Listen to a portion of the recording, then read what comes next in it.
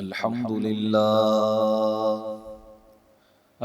لله لم يزل عالما قديرا حيا قيوما سميعا بصيرا.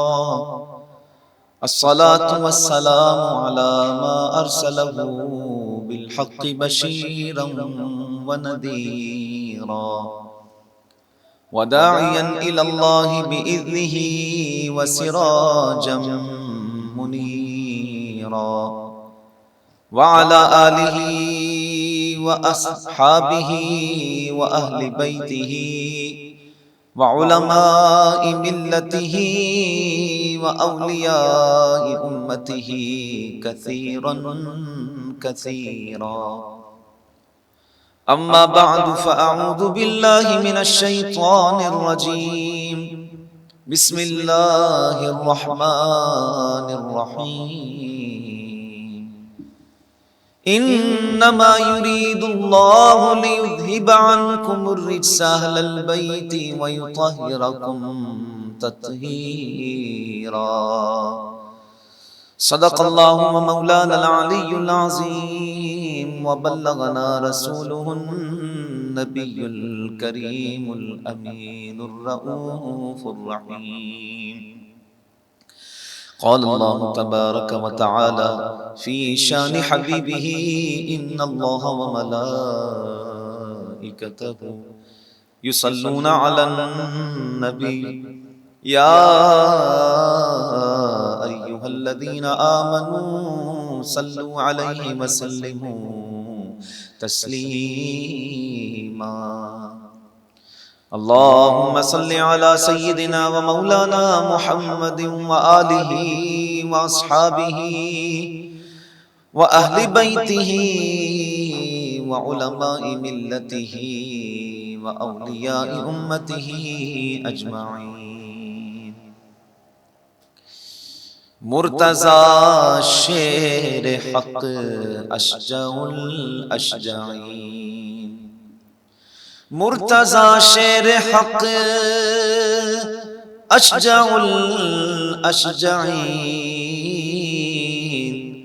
ساقی شیر و شربت پہ لاکھوں سلام. اصل نسل وفا وجہ وصل خدا. اصل نسل صفا وجہ وصل خدا. باب فصل ولایت پہ لاکھوں سلام.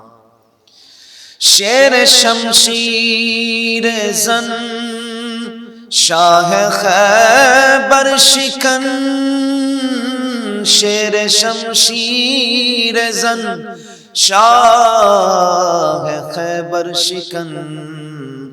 پرتو دست قدرت پہ لاکھوں سلام. حمد و صلات کے بعد معزز و مکرم محتشم سامعین و حاضرین، السلام علیکم ورحمۃ اللہ وبرکاتہ. آج ہم جس عظیم شخصیت کے حوالے سے آپ کی خدمت میں حاضر ہوئے ہیں، ان کی ذات عظیم المناقب ہے، ان کی ذات کثیر الکرامات ہے. ان کی شان یہ ہے کہ عشرہ مبشرہ میں ان کا نام ہے. ان کی شان یہ ہے کہ وہ داماد رسول صلی اللہ علیہ وسلم ہیں. وہ ابن عم رسول صلی اللہ علیہ وسلم ہیں. سیدۃ النساء العالمین حضرت سیدہ فاطمۃ الزہرا طیبہ طاہرہ رضی اللہ تعالی عنہا کے شوہر گرامی ہیں. جنتی نوجوانوں کے سردار حضرات حسنین قریبین کے والد محترم، باب مدینۃ العلم اور صحابہ کبار کے اندر آپ کو بڑے قاضی کے نام سے یاد کرتے ہیں. میری مراد مفسر قرآن، حل المشکلات، فاتح خیبر، تمام سلاسل روحانیہ کے مرشد و امام طریقت، معدن ولایت حضرت سیدنا علی المرتضی کرم اللہ تعالی وجہ الکریم کی ذات بابرکات ہے۔ 21 رمضان المبارک آپ کا یوم شہادت ہے، تو اسی مناسبت سے آپ کی سیرت کے چند پہلو آپ کے سامنے بیان کرنے کی سعادت حاصل کریں گے۔ سامعین اکرام، حضرت مولا علی کرم اللہ تعالی وجہ الکریم کی ولادت 13 رجب المرجب اور 30 عام الفیل کو خانہ کعبہ کے اندر ہوئی، اور 17 رمضان المبارک کو یا 19 رمضان المبارک کو 35 ہجری آپ کو جامع مسجد کوفہ میں ایک خبیث خارجی عبد الرحمن ابن ملجم، اس نے آپ کو اپنے ہاتھوں سے شدید زخمی کیا، اور پھر 21 رمضان المبارک کو آپ نے جام شہادت نوش کر لیا۔ سامعین محترم، حضرت علی المرتضی کرم اللہ تعالی وجہ الکریم کی ساتھ ہمہ جہت شخصیت ہے، آپ کی شان ورا الورا ہے۔ آپ بچوں میں سب سے پہلے آپ نے اسلام قبول کیا، آپ نے اس وقت اسلام قبول کیا جس وقت آپ کی عمر شریف تقریباً 12 برس تھی، اور پھر اللہ سبحانہ و تعالی نے آپ کو وہ کمالات عطا فرمائے، اللہ اکبر، آپ کو قوت و طاقت عطا فرمائی۔ خیبر کا وہ دروازہ جسے 10 پہلوان ہلا نہ سکتے تھے، حضرت مولا علی کرم اللہ تعالی وجہ الکریم نے اسے ایک ہاتھ سے اکھاڑ پر پھینک دیا تھا۔ جنگ بدر کو اگر ہم دیکھیں تو 70 کے قریب کافر مارے گئے، اور ان میں سے اگر دیکھا جائے مولا علی کے ہاتھ سے کتنے واصل جہنم ہوئے تو ان کی تعداد 35 کے قریب بتائی جاتی ہے، تو معلوم ہوا کہ آدھے تو مولا علی کے ہاتھ سے واصل جہنم ہوئے ہیں۔ اور اگر بدر کے مین آف دا میچ کے اعتبار سے بات کی جائے تو حضرت مولا علی کرم اللہ تعالی وجہ الکریم بدر کے دن سب سے آگے نظر آتے ہیں۔ آپ کی ایک کنیت ہے ابو تراب، یہ رسول اللہ صلی اللہ علیہ وسلم نے آپ کو یہ کنیت عطا فرمایا۔ آپ مسجد میں آرام فرما تھے، مسجد میں آپ آرام فرما تھے، مسجد میں آرام کر رہے تھے، اللہ اکبر، آپ کے کپڑوں پر مٹی لگ گئی، نبی کریم صلی اللہ تعالی علیہ وآلہ وسلم نے آپ کو ابو تراب کہہ دیا، آپ کے لیے فرمایا اے ابو تراب۔ تو اس دن کے بعد آپ نے اپنی کنیت ابو الحسن نہیں بلکہ ابو تراب لگا دی، اور آپ اسی کو پسند فرماتے تھے۔ ابو تراب کا معنی اے مٹی والے، تو یہی کنیت آپ کو پسند تھی۔ اللہ اکبر، حضرت علی المرتضی کرم اللہ تعالی وجہ الکریم جس رات نبی کریم صلی اللہ تعالی علیہ وآلہ وسلم ہجرت کے لیے مکہ سے مدینہ منورہ کی طرف جا رہے ہیں، اور اپنے مقام پر حضرت علی المرتضی کرم اللہ تعالی وجہ الکریم کو اپنے مقام پر آرام کے لیے کہہ رہے ہیں، حضرت علی رضی اللہ تعالی عنہ دیکھ رہے ہیں کہ باہر مسلح نوجوان کھڑے ہیں، اور حضرت علی رضی اللہ تعالی عنہ اس بات کو بھی دیکھ رہے ہیں کہ رسول اللہ صلی اللہ علیہ وسلم کی جان کے پیاسے ہیں یہ، اور باہر پہرا دے رہے ہیں کہ حضور باہر آئیں تو حضور کو قتل کر دیا جائے۔ نبی کریم صلی اللہ تعالی علیہ وآلہ وسلم نے حضرت علی سے فرمایا اے علی، میری اس چارپائی پر، اس مقام پر تم ٹھہرو، میرے اس مقام پر تم آرام کرو، اور صبح ہو کر تم بھی مدینے کی طرف آ جانا۔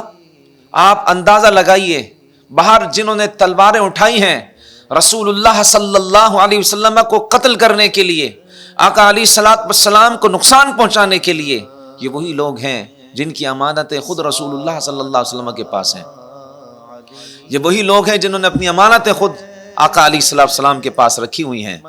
اب دیکھیے، نبی کریم صلی اللہ علیہ وسلم نے حضرت علی سے فرمایا کہ علی، میرے اس مقام پر، میرے بستر پر آ جاؤ، نم علی فراشی واتشح ببردی، اور یہ فرمایا کہ میرے مقام پر سو جاؤ اور میری یہ چادر اوڑھ لو۔ ہرے رنگ کی چادر حضرت علی رضی اللہ تعالیٰ عنہ نے اوڑھی، اور پھر فرمایا نبی کریم صلی اللہ تعالیٰ علیہ وآلہ وسلم نے، یہ تم چادر اوڑھو گے تو تمہیں کوئی نقصان نہیں پہنچا سکے گا۔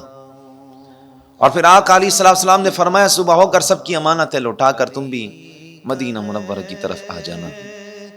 تو ایسا ہی ہوا۔ حضرت علی رضی اللہ تعالیٰ عنہ فرماتے ہیں کہ اس رات ہی میں ایک سویا ہوں کہ مجھے معلوم تھا کہ نبی کی زبان سے یہ نکل گیا کہ صبح اٹھ کر سب کی امانتیں لوٹا دینا۔ فرماتے مجھے اس بات کا یقین تھا کہ اب جو سویا ہوں صبح لازمی اٹھوں گا، کہ رسول اللہ صلی اللہ علیہ وسلم کی زبان سے نکل گیا کہ علی صبح اٹھ کر یہ امانتیں ان کافروں کو لوٹا کر پھر تم بھی مدینے کی طرف آ جانا۔ اللہ اکبر، حضرت مولا علی اس مقام پر رہے۔ تو معزز ناظرین، عرض یہ کر رہا تھا کہ حضرت علی کی شان بڑی بلند ہے۔ وہ ایمان میں کامل ہی نہیں جس کے دل میں مولا علی کی محبت نہ ہو۔ ایمان کی سلامتی کی دلیل، ایمان کی حفاظت کی دلیل اہل بیت اطہار کی محبت ہے، اہل بیت اطہار کے ساتھ وارفتگی ہے، اور جس کے دل میں ایمان روشن ہوگا وہ اہل بیت اطہار سے ہمیشہ محبت کرتا رہے گا، اہل بیت پر اپنی جان کو قربان کر کے اپنی لیے سعادت سمجھے گا۔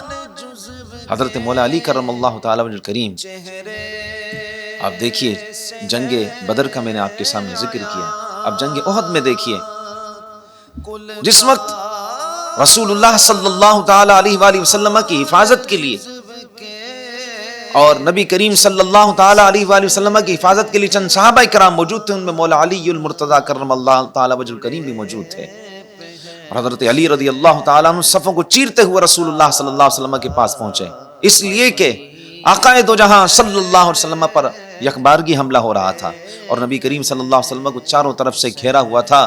حضرت مولا علی کرم اللہ تعالی وجہ کریم نے صفوں کو چیرتے ہوئے اس مقام تک پہنچے جہاں پر رسول اللہ صلی اللہ علیہ وسلم ہیں، اور اس کے بعد آقا علیہ السلام کو گھیرے میں لے لیا اور ایک محفوظ مقام احد کے مقام پر بنایا، جہاں پر نبی کریم صلی اللہ علیہ وسلم کو آرام کے لیے، حضور آپ یہاں پر آرام کریں، اور وہاں اس جنگ کے اندر تو کیا ہی منظر تھا۔ آپ دیکھیے حضرت ابو بکر صدیق رضی اللہ تعالیٰ عنہ ہے، حضرت مولا علی کرم اللہ تعالیٰ عنہ کریم ہے، حضرت سعد بن ابی وقاص رضی اللہ تعالیٰ عنہ ہے، حضرت طلحہ رضی اللہ تعالیٰ عنہ، حضرت زبیر، حضرت ابو دجانہ اور دیگر چند جانثار صحابہ کرام اپنی جان کی پرواہ کیے بغیر حضور نبی کریم صلی اللہ علیہ وسلم کے ارد گرد ہیں۔ جہاں سے کوئی تیر آ رہا تھا رسول اللہ صلی اللہ علیہ وسلم کی طرف، تو یہ صحابہ کرام ان تیروں کے لیے اپنے جسموں کو پیش کر رہے تھے کہ وہ تیر ہمارے جسم پر لگے، ہمارے آقا کو کوئی آنچ نہیں آنی چاہیے۔ اللہ اکبر۔ حضرت مولا علی کرم اللہ تعالی وجہ کریم نے اس دن بھی 22 کفار کو واصل جہنم کیا، 22 کفار کو واصل جہنم کیا، اور نبی کریم صلی اللہ علیہ وسلم کا دفاع کرتے ہوئے آپ کے خود 22 زخم آئے۔ غزوہ خندق کو اگر ہم دیکھ لیتے ہیں، غزوہ خندق میں بھی عرب کا مشہور پہلوان، بہادر جنگجو، جسے اپنی طاقت پر بڑا غرور تھا، عمر بن عبد ود اس کا نام تھا، خبیث کا، وہ ایک کسی چیز پر اگر کھڑا ہو جاتا، مثلا کھال وغیرہ پر، تو اس کی نیچے سے کھال ہلانا مشکل ہو جاتا۔ معزز ناظرین، اتنا طاقتور شخص، اس نے مبارزت طلب کی، یعنی اپنے مقابلے کے لیے اس نے آواز لگائی، ہے کوئی میرا مقابلہ کرنے والا؟ رسول اللہ صلی اللہ علیہ وآلہ وسلم نے اس کے مقابلے کے لیے مولا علی رضی اللہ تعالیٰ عنہ کو منتخب فرمایا، فرمایا جاؤ علی اس کا مقابلہ کرو۔ حضرت علی رضی اللہ تعالیٰ عنہ بجلی کی تیزی کے ساتھ اس کی طرف گئے، اور آپ نے ایک ہی حملے میں اس کا سر تن سے جدا کر دیا۔ اور اس موقع پر رسول اللہ صلی اللہ علیہ وسلم فرمایا، لمبارزۃ علی بن ابی طالب لعمر بن عبد ود یوم خندق افضل من اعمال امتی الى یوم القیامہ۔ آقا علیہ السلام نے فرمایا، غزوہ خندق میں حضرت علی المرتضی کا عمر بن ود کو مبارزت تک، یعنی اس کا مقابلہ جو کیا ہے، قیامت کے دن تک میری امت کے اعمال سے افضل ہے۔ اندازہ لگائیے حضرت علی کی شان، جن کے اعمال کی یہ بات ہو، جن کے ایک مقابلے کی یہ بات ہو کہ وہ پوری امت کے اعمال سے افضل ہو، ان کی شان کا اندازہ لگائی، ان کی شان کیا ہوگی۔ اللہ اکبر۔ حضرت مولا علی رضی اللہ تعالیٰ عنہ کو حضرت ابو بکر صدیق رضی اللہ تعالیٰ عنہ دیکھ رہے ہیں، محبت سے دیکھ رہے ہیں۔ حضرت علی المرتضیٰ رضی اللہ تعالیٰ عنہ نے عرض کی، اے امیر المؤمنین، مجھے اس طرح کیوں دیکھ رہے ہیں؟ فرمایا میں نے رسول اللہ صلی اللہ علیہ وسلم سے سنا ہے کہ علی کے چہرے کو دیکھنا عبادت ہے۔ پھر ہر طرف حضرت علی کا ذکر کرتے تھے، تو پوچھا گیا، فرمایا میں نے رسول اللہ صلی اللہ علیہ وسلم سے سنا ذکر علی بھی عبادت ہے، تو یقیناً آج جو ہم ذکر علی کر رہے ہیں، حضرت علی المرتضیٰ کرم اللہ تعالی وجہ الکریم کا جو ذکر ہے، یہ عبادت ہے۔ آپ کے علمیت کے حوالے سے بات کریں، آج لوگوں کو بڑا مان ہوتا ہے اپنے علم پر۔ حضرت علی رضی اللہ تعالیٰ عنہ کے جو شاگرد ہیں ان کا بڑا نام ہے۔ جابر ابن حیان کا جو نام لیا جاتا ہے، بہت بڑا جو ہے سائنسدان اور بہت بڑے علوم کے اندر ماہر جابر ابن حیان، یہ حضرت امام جعفر صادق رضی اللہ تعالیٰ عنہ کے یہ شاگرد تھے، اور حضرت امام جعفر صادق اہل بیت اطہار میں سے تھے۔ ان تک جو علم پہنچا وہ حضرت علی المرتضیٰ کرم اللہ تعالیٰ وجہ الکریم کی طرف سے پہنچا۔ ترمذی شریف کی ایک حدیث مبارکہ ہے، حضرت علی رضی اللہ تعالی عنہ فرماتے ہیں کہ جب یہ آیت مبارکہ نازل ہوئی، یا ایھا الذین آمنوا اذا ناجیتم الرسول فقدموا بین یدی نجواکم صدقہ، اے ایمان والو، جب تم رسول سے کوئی بات آہستہ کرنا چاہو، یعنی کوئی سرگوشی میں کوئی بات کرنا چاہو پرائیویٹ میں، تو اپنی عرض سے پہلے کچھ صدقہ کر دو۔ فرماتے جب یہ آیت نازل ہوئی تو نبی اکرم صلی اللہ تعالی علیہ وآلہ وسلم نے مجھ سے فرمایا، تمہارے خیال میں 1 دینار ٹھیک ہے؟ میں نے عرض کی لوگ اتنی کی طاقت نہیں رکھیں گے۔ فرمایا نصف دینار۔ فرماتے میں نے عرض کی حضور یہ بھی نہیں دے سکیں گے۔ نبی کریم صلی اللہ علیہ وسلم فرمایا اب تم بتاؤ کتنا ہونا چاہیے؟ فرماتے میں نے عرض کی جو کہ 1 دانے کے برابر۔ واہ سبحان اللہ۔ فرمایا جو کہ 1 دانے کے برابر۔ ارشاد فرمایا انک لزہید، فرمایا تم تھوڑے پر قناعت کرنے والے ہو۔ پھر اللہ سبحانہ وتعالیٰ نے آیت مبارکہ نازل فرمائی، اشفقتم ان تقدموا بین یدی نجواکم صدقات فاذ لم تفعلوا وتاب اللہ علیکم۔ ارشاد فرمایا کیا تم اس سے ڈر گئے کہ تم اپنی عرض سے پہلے کچھ صدقہ دو؟ پھر جب تم نے یہ نہ کیا تو اور اللہ نے تم پر رحم فرمایا۔ حضرت علی المرتضیٰ رضی اللہ تعالیٰ فرماتے ہیں فبی خفف اللہ عن هذه الامہ، فرمایا میرے سبب اللہ تعالیٰ نے اس امت کے لیے آسانی فرمائی ہے۔ رسول اللہ صلی اللہ علیہ وسلم کا فرمان، انا مدینۃ العلم وعلی بابها، میں علم کا شہر ہوں، علی اس کا دروازہ ہے۔ ایک اور حدیث میں فرمایا انا دار الحکمت وعلی بابها، میں حکمت و دانائی کا گھر ہوں اور علی اس کا دروازہ ہے۔ حضرت سعید بن مسیب رضی اللہ تعالیٰ عنہ فرماتے ہیں لم یکن احد من الصحابۃ یقول سلونی الا علی، فرماتے ہیں کہ حضرت علی المرتضیٰ کرم اللہ تعالی وجہ الکریم کے سوا کوئی صحابی یہ نہیں کہتا تھا کہ مجھ سے جو چاہو پوچھ لو۔ یہ آپ ہی کی خاصیت تھی کہ آپ فرماتے تھے کہ جو مجھ سے چاہو پوچھ لو، اور آپ علم میراث میں سب سے آگے تھے۔ وراثت کا جو علم تھا وہ اللہ تعالی نے آپ کو ایسا عطا فرمایا کہ اس میں آپ تمام صحابہ کرام میں سب سے آگے۔ حضرت عبداللہ ابن مسعود رضی اللہ تعالی فرماتے ہیں افراد اہل المدینہ علی بن ابی طالب، کہ مدینہ منورہ میں سب سے زیادہ علم میراث کو اگر جاننے والا کوئی تھا تو حضرت علی بن ابی طالب رضی اللہ تعالیٰ۔ اللہ تعالیٰ نے آپ کو فصاحت و بلاغت عطا فرمائی، آپ خطابت فرماتے تھے اور شعر گوئی میں آپ سب سے آگے تھے۔ عربی زبان کے حوالے سے اگر آپ تاریخ کو پڑھیں تو عربی دان بڑے بڑے لوگ ہیں، ان کے درمیان آپ کی فصاحت و بلاغت کے چرچے، آپ کے خطابات کے چرچے۔ اللہ اکبر۔ آپ علم النحو پڑھایا جاتا ہے، یعنی عربی گرامر کی ہمیں کتاب پڑھائی جاتی علم النحو۔ اس علم النحو کے بانی بھی اگر کوئی ہیں تو حضرت علی المرتضیٰ کرم اللہ تعالی وجہ الکریم ہے۔ اسی لیے ائمہ اہل بیت کو علم دنیا سے بھی نوازا، اور بہت سے ائمہ اہل بیت جانوروں کی بولیاں سمجھتے تھے، ان سے کلام کرتے تھے۔ میں نے جیسا کہ آپ کے سامنے ذکر کیا کہ جابر ابن حیان علم کیمیا کے جو موجد ہیں وہ حضرت امام جعفر صادق رضی اللہ تعالیٰ عنہ کے شاگردوں میں سے۔ تو حضرت علی کی شان برا البرا ہے۔ اللہ تعالیٰ نے آپ کو بڑا مقام عطا فرمایا۔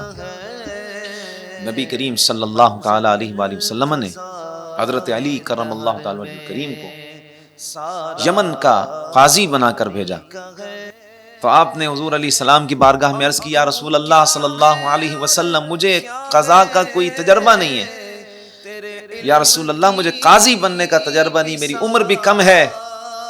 تو رسول اللہ صلی اللہ علیہ وآلہ وسلم نے آپ کے سینے پر ہاتھ پھیرا اور دعا فرمائی، تو فرماتے اس کے بعد سب کھل گئے، ساری راہیں کھل گئیں۔ فرماتے فما شککت فی القضاء بعد، فرماتے اس کے بعد مجھے کسی معاملے کے اندر بھی کبھی شک و شبہ نہیں ہوا۔ صحابہ کبار رضی اللہ تعالی عنہ کو اقدا اہل المدینہ کہا کرتے تھے آپ رضی اللہ تعالی عنہ کو، کہ مدینہ منورہ کے سب سے بڑے قاضی۔ حضرت عمر رضی اللہ تعالی عنہ یتعوذ باللہ من معضلۃ لیس لہا ابو حسن، فرماتے ہیں کہ اس مشکل سے اللہ کی پناہ مانگتے تھے جس کے حل کے لیے علی المرتضیٰ موجود نہ ہوں۔ اللہ اکبر۔ ایک مرتبہ حضرت عمر فاروق رضی اللہ تعالیٰ عنہ نے ایک حاملہ بدکار عورت کو سنگسار کرنے کا جو شرعی حکم ہے وہ شرعی حکم دے دیا۔ حاملہ عورت تھیں اور بدکارہ تھیں، ان کو سنگسار کرنے کا حکم دے دیا۔ تو اس موقع پر حضرت علی المرتضیٰ کرم اللہ تعالی وجہ الکریم موجود تھے۔ آپ نے عرض کی کہ امیر المؤمنین اس حاملہ عورت کو رجم مت کیجیے، اس کو جو اس وقت سزا دیں گے ایک بے گناہ قتل ہوگا۔ تو آپ نے پوچھا وہ کیا ہوگا؟ فرمایا اس کے پیٹ میں جو بچہ ہے اس کا کیا قصور ہے، اگر اس کو سنگسار کیا جائے گا ساتھ میں بچہ بھی اس کا مر جائے گا، تو فرمایا کہ وضع حمل تک اس کو مؤخر کریں۔ تو حضرت عمر رضی اللہ تعالیٰ عنہ بیٹھے ہوئے تھے، آپ کھڑے ہو گئے اور آپ نے فرمایا لولا علی لہلک عمر، اگر حضرت علی نہ ہوتے تو عمر تو ہلاک ہی ہو جاتا۔ اللہ اکبر۔ ایک آدمی نے دو عورتوں سے نکاح کیا، پھر ان دو عورتوں نے ایک اندھیری رات میں دو بچے بیٹا اور بیٹی جنم دیے، پھر دونوں جھگڑنے لگی، ہر ایک نے دعویٰ کیا کہ بیٹا اس کا ہے اور بیٹی تمہاری ہے، ہر ایک نے دعویٰ کیا۔ یہ مقدمہ حضرت مولا علی کرم اللہ تعالی الکریم کی بارگاہ میں آیا۔ ہم اس لیے تو مشکل کشا کہتے ہیں کہ آپ کی بارگاہ میں جو مشکل آتی ہے تو وہ مشکل ہی نہیں رہتی۔ تو یہ مشکل مسئلہ تھا، ہر کوئی دعویٰ یہ کر رہا تھا دونوں عورتوں میں سے کہ یہ میرا بیٹا میرا ہے، بیٹی تمہاری ہے، بیٹا میرا ہے، بیٹی تمہاری ہے۔ حضرت علی المرتضیٰ کرم اللہ تعالی وجہ الکریم کے پاس جب یہ مقدمہ آیا تو آپ رضی اللہ تعالیٰ عنہ دونوں عورتوں کو دودھ نکالنے کا حکم دیا، اور ان دونوں کے دودھ کا وزن کیا گیا، تو جس کے دودھ کا وزن زیادہ تھا اس عورت کو بیٹا دے دیا۔ عرض کیا گیا کہ آپ رضی اللہ تعالیٰ عنہ نے ایسا کیوں کیا؟ تو آپ رضی اللہ تعالیٰ فرمائے من قوله تعالی للذکر مثل حظ الانثیین فاللہ تعالی فضل الذکر علی الانثی فی کل شیء حتی فی غذائه۔ آپ نے فرمایا اللہ تعالیٰ کا جو یہ قول ہے کہ للذکر مثل حظ الانثیین، کہ مرد کا حصہ عورت کے حصے سے دگنا ہے، تو اللہ سبحانہ وتعالیٰ نے ہر چیز میں مرد کا حصہ دگنا رکھا ہے، عورت سے زیادہ رکھا ہے، الغرض یہاں تک کہ اس کے کھانے میں بھی حصہ زیادہ رکھا ہے۔ تو جس خاتون کے ہاں بیٹے کی ولادت ہوئی ہو تو بیٹی کے مقابلے میں بیٹے والی ماں کو دودھ زیادہ آئے گا کہ اللہ تعالیٰ نے اس کا حصہ زیادہ رکھا ہے۔ تو اگر آپ کے فیصلوں کا مطالعہ کیا جائے تو وہ اللہ تو سبحانہ وتعالیٰ نے کس قدر علوم و معارف سے آپ کو نوازا تھا۔ علی رضی اللہ تعالی عنہ آپ کی بے شمار کرامات ہیں، اللہ سبحانہ وتعالی نے آپ کو بہت خصائص سے، بہت سی خوبیوں سے نوازا تھا، اور خوش نصیب ہیں وہ لوگ جو ذکر علی کرتے ہیں۔ کسی نے بڑا خوب کہا ہے کہ منظر فضائے دہر میں سارا علی کا ہے، منظر فضائے دہر میں سارا علی کا ہے، جس سمت دیکھتا ہوں نظارہ علی کا ہے، مرحب دو نیم ہے سرے مقتل پڑا ہوا، اٹھنے کا اب نہیں کہ یہ مارا علی کا ہے، اور کل کا جمال جزو کے چہرے سے ہے عیاں، کل کا جمال جزو کے چہرے سے ہے عیاں، گھوڑے پہ ہے حسین نظارہ علی کا ہے، اور تم دخل دے رہے ہو عقیدت کے باب میں، تم دخل دے رہے ہو عقیدت کے باب میں، دیکھو معاملہ یہ ہمارا علی کا ہے۔ اور اے عرض پاک تجھ کو مبارک کے تیرے پاس، اے عرض پاک تجھ کو مبارک کے تیرے پاس، پرچم نبی کا چاند ستارہ علی کا ہے۔ انہی کلمات پر میں اکتفا کرتے ہوئے اپنی گفتگو ختم کروں گا۔ اللہ کریم ہمیں اہل بیت اطہار کی سچی محبت عطا فرمائے اور اہل بیت اطہار کی سیرت پر عمل کرتے ہوئے اپنی زندگی کو گزارنے کی توفیق عطا فرمائے، آمین بجاہ سید المرسلین وما علینا الا البلاغ المبین۔ شهر رمضان الذي أنزل فيه القرآن، رمضان کا مہینہ وہ ہے جس میں قرآن اترا۔